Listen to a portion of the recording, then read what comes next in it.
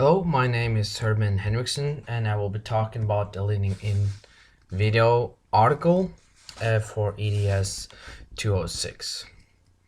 Uh, we are given 5 guidelines, and they are explained to us because of the emotional resistance we often show towards our education and how we can be as educated as possible with learning social justice content.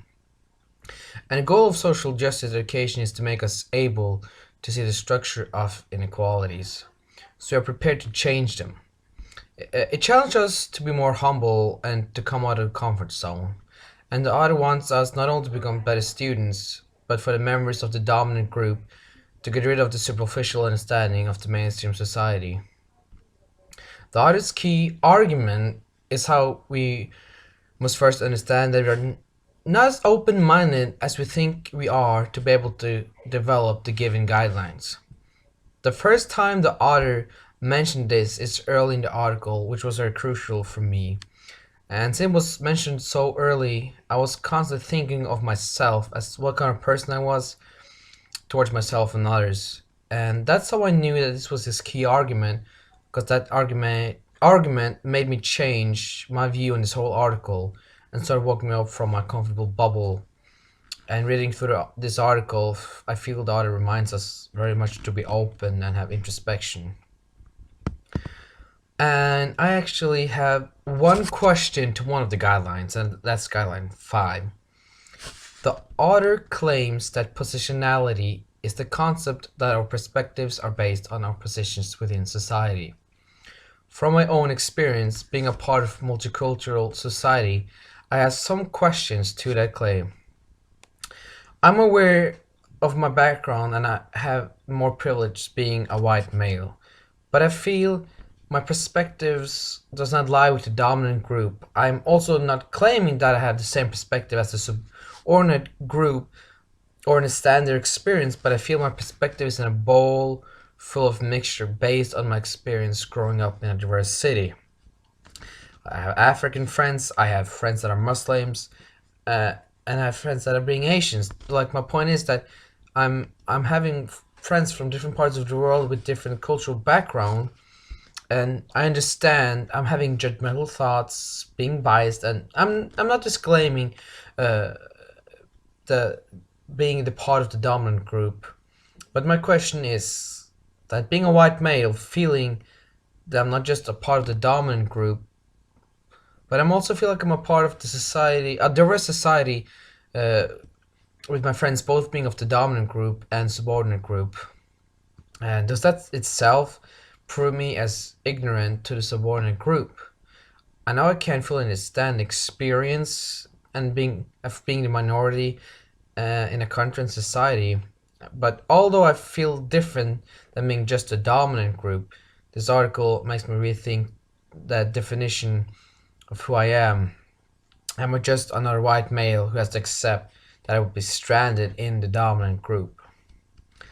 Uh, and when I have to go over to talking about the most challenging guideline, that have to be number 2. Everyone has an opinion, and opinions are not the same as informed knowledge.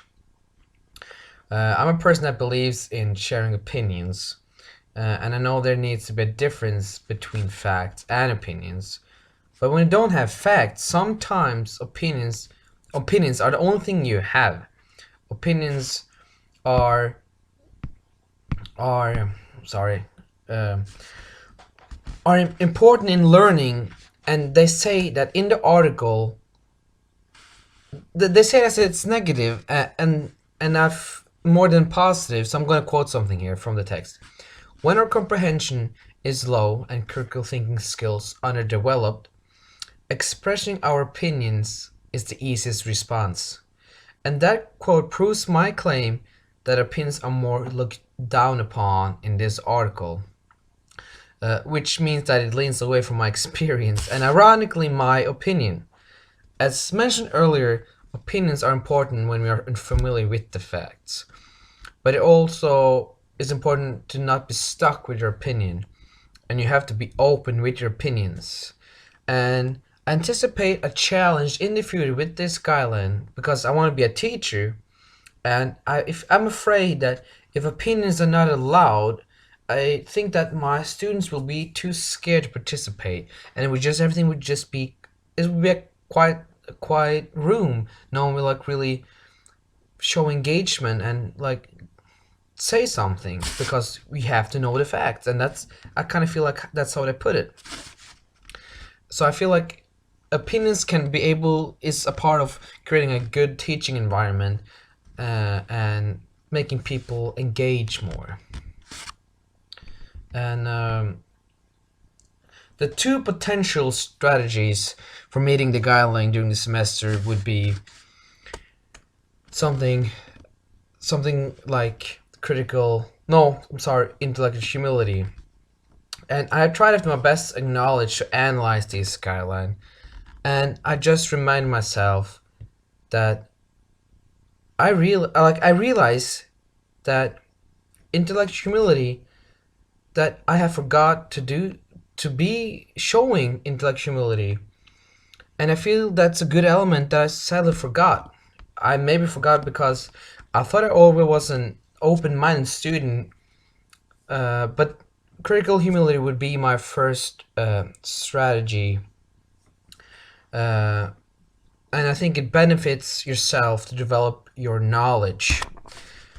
And I kind of feel excited about this strategy because I kind of renew my mind and kind of feel like I can raise my grade because of this remind of critical humility. And my second strategy is also connected with the being with critical humility, and that is being engaging and grasping new things with motivation. Uh, and it will be uh, very hard to show intellectual humility when you do not have the spirit to engage, uh, or even being motivated trying. It is so crucial to show engagement for many reasons. Uh, the professor notice when you're not engaged or motivated, but it's not also an essential skill just for being a student. It's also very crucial for being a part of a society. The reasons why I chose these strategies uh, is for the reason that being a student, you must always remember that we'll never achieve for being a complete person, and you must always have intellectual humility, engagement in order to develop. And if you don't want to develop, like, what's the reason for being a part of a community or society? And this is my understanding of this article.